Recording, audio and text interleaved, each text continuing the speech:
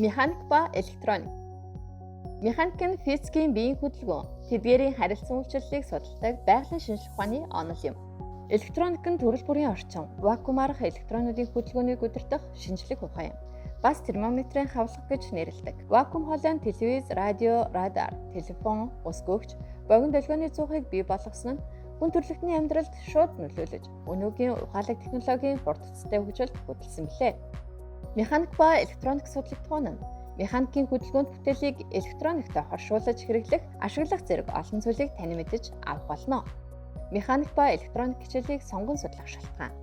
Механик ба электроник нь хөдөлгөөнд бүтээлийн зохион бүтээлт, техник шийдэл, инженерийн зохион бүтээлт, ур чадвар, сурагчдын техник сэтгэлгээг хөгжүүлдэг нь судалгаагаар тогтоогдсон байдаг. Механик ба электроникийн мэдлэгийн үнцийн хэрэгцээ өдөр бүр өснө нэмэгдэж байдаг. Инженер, программист, зохион бүтээгч, системийг хөгжүүлэх зэрэг мэрэгчлийг сонгоход чухал үүрэг гүйцэтгэв.